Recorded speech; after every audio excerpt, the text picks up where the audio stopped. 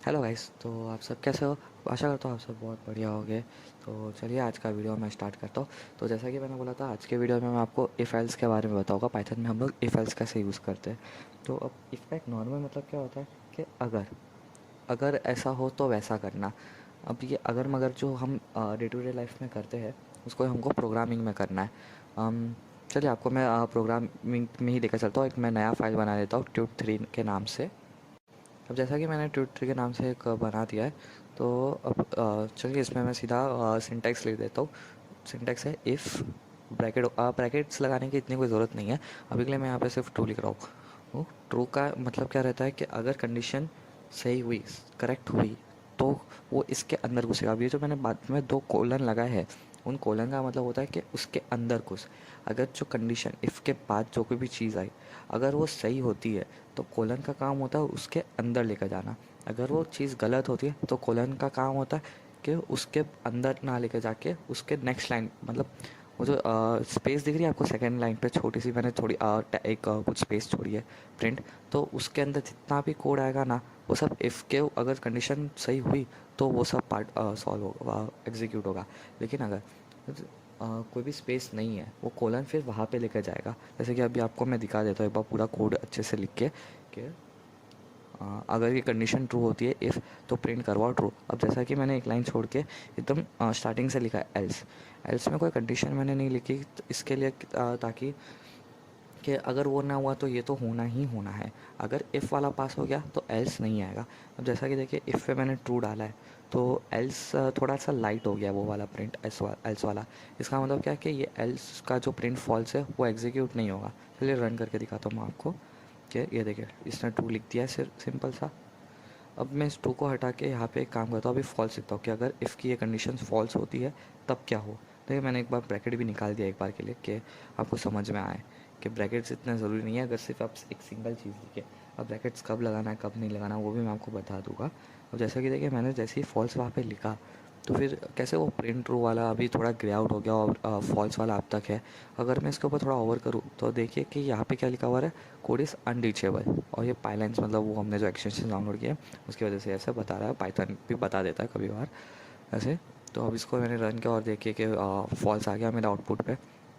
तो अब आपको बताओ ब्रैकेट हम कब यूज़ कर सकते हैं कि पाइथन में अगर और आपको पता होगा और के बारे में। और यानी कि क्या होता है कि दोनों में से कोई एक कंडीशन अगर ट्रू हुई, मतलब एक फॉल्स है और एक ट्रू है, दोनों में से एक भी ट्रू है, तो फिर वो इफ़ वाला पार्ट जो है वो एग्जीक्यूट हो जाएगा। तो और में ऐसा होता है। लेकिन अगर और में दोनों ही फॉल्स हुए तो फिर बाद में इफ़ वाला पार्ट एग्जीक्यूट नहीं होगा, एल्स वाला पार्ट एग्जीक्यूट हो जाएगा। और के साथ एक और चीज़ आती है वो है एंड। अब एंड क्या करवाता है कि एंड को दोनों सही चाहिए, जितने कंडीशन हो सब सही होने चाहिए, तो फिर वो एग्जीक्यूट करेगा। अगर एक भी फॉल्स हुआ तो फिर वो एग्जीक्यूट नहीं करवाएगा। मैं सिर्फ एक एग्जांपल ले रहा हूँ कि समझे। मैं एक बार के ले लेता हूँ ए, एक वेरिएबल है ए, उसके अंदर मैं स्टोर करवाता हूँ 40, और दूसरा वेरिएबल बी, उसके अंदर मैं स्टोर करवाता हूँ 50। अच्छा 50। अभी क्या है, ये जो मैंने लाइन लिखा है उसको मैं चेंज कर लेता हूँ। ए ग्रेटर देन बी, अगर ए बड़ा हुआ बी से, अभी यानी कि ए के अंदर क्या है 40 और बी के अंदर क्या है 50, तो अगर 40 बड़ा है बी से तो फिर प्रिंट करवाओ कि ए इज़ ग्रेटर, और अगर ऐसा नहीं है तो बी इज़ ग्रेटर। अब इसमें आप देख सकते हैं कि 40 जो है वो बड़ा नहीं है बी से, तो फिर क्या होगा, एल्स वाला पार्ट एग्जीक्यूट होगा, यानी कि बी इज़ ग्रेटर। क्यों? क्योंकि देख लीजिए बी इज़ ग्रेटर प्रिंट हो गया है।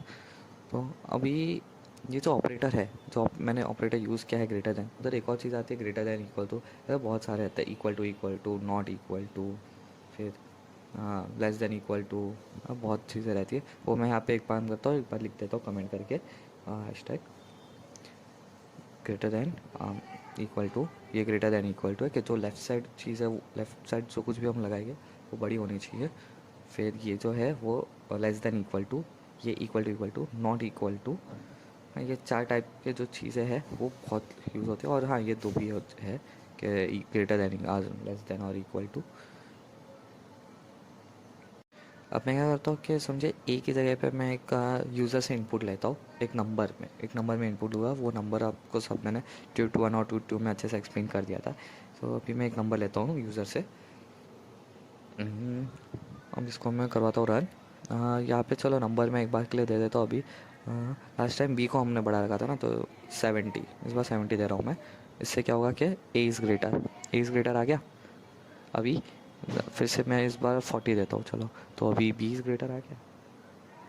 देखिए वो दोनों के दोनों रन नहीं हुए, सिर्फ दोनों में से कोई भी एक रन हुआ है कंडीशन के हिसाब से। अगर आपको और एग्जांपल चाहिए तो मैं चलो एक और एग्जांपल दे देता हूँ। मैंने एक गेम आपको दिखाया था एकदम वेरी फर्स्ट वीडियो में, स्नेक वाटर एंड गन का। तो उसी से मैं यूज़र से इनपुट लेता हूँ कि मैं मैसेज अभी के लिए कुछ प्रिंट नहीं करवा रहा, और कि सिर्फ नॉर्मल इनपुट लूँगा। और जो कंप्यूटर चूज़ कर रहा था रैंडमली, स्नेक वाटर गन जो कुछ भी, अभी के लिए मैं इसको काम करूँगा सिर्फ एक ही चीज़ लेने दूँगा, स्नेक। जैसे कि हाँ, तो अगर इफ़ में सबसे पहले मैंने लिखा है कि अगर जो कुछ भी यूज़र ने दिया है वो अगर स्नेक दिया अगर यूज़र ने, तो क्या करेगा। तो पहले मैं कंप्यूटर का सेट करवा देता हूँ पी इक्वल्स टू स्नेक। अब यहाँ पे देखो मेरे को एरर दे रहा है लाइन, क्यों, क्योंकि मैंने उसको डबल इन्वर्टेड कॉमास में नहीं डाला है। तो मैं ये एक बार ये लिख के डबल इन्वर्टेड कॉमास में भी डाल देता हूँ। हाँ, तो प्रिंट ड्रॉ हो जाएगा, क्योंकि उसका भी स्नेक है और मेरा भी स्नेक है। कंप्यूटर अभी हर टाइम सिर्फ स्नेक यूज़ करेगा, हम कुछ भी चूज़ कर सकते हैं। अब ये देखिए जैसे कि हो गया कि स्नेक है और एल्स है, लेकिन इसमें हम तीन चीज़ें यूज़ कर सकते हैं, स्नेक वाटर गन, तीन चीज़ें होती है। तो यहाँ पे सिर्फ दो कंडीशन, तो उसके लिए एक और यूज़ होता है एलिफ। एलिफ हम कितनी भी बार लगा सकते हैं कि वो मल्टीपल ऑफ केस, अगर ये नहीं तो वो नहीं तो ये नहीं तो वो, ऐसे बहुत सारी चीज़ें हम लगा सकते हैं। एलिफ हम कितनी बार यूज़ कर सकते हैं, लेकिन इफ़ एक बार होगा और एल्स एक बार ही होगा। तो एलिफ में मैं अभी के लिए लिख देता हूँ कि अगर ए इक्वल टू वाटर हुआ तो। अब जैसा कि आपको पता है कि स्नेक और वाटर में से कौन जीतता है, कंप्यूटर, स्नेक ही जीत जाएगा। तो इसमें मैं लिख देता हूँ कंप्यूटर।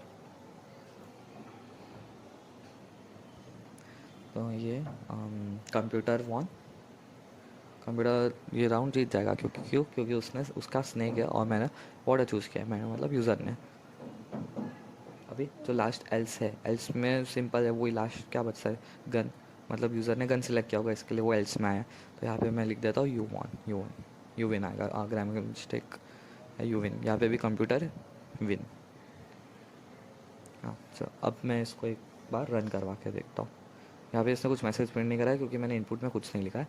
तो यहाँ पे मैं लाइन वाइज एक बार लिख देता हूँ कि अगर समझो मैंने स्नेक चूज़ किया, वाटर चूज़ किया, तो वाटर में क्या कंप्यूटर विन आ जाएगा। और फिर से रन करता हूँ। अभी मैं क्या चूज़ करूँ, गन चूज़ करता हूँ, चलो। तो यू विन आ गया। और अभी चलो लास्ट टाइम एक बार स्नेक भी चूज़ कर लेता हूँ। स्नेक ड्रॉ हो गया मैच। इसमें क्या हर बार सामने वाले ने स्नेक ही चूज़ किया ऐसा। अब मैं आपको ये भी बताऊंगा कि कैसे वो कंप्यूटर चेंज कर सकता है, कि कंप्यूटर भी अपने हिसाब से रैंडमली कुछ चीज़ें यूज़ कर सकता है, जैसे कि स्नेक, वाटर गन, इन तीनों में से वो खुद अपने आप रैंडमली चीज़ें लेगा। ऐसा कुछ उसका कुछ लूप वगैरह कुछ नहीं होगा, वो सिर्फ रैंडमली ही लेगा।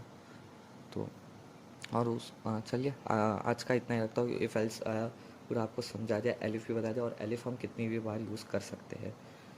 So thank you guys.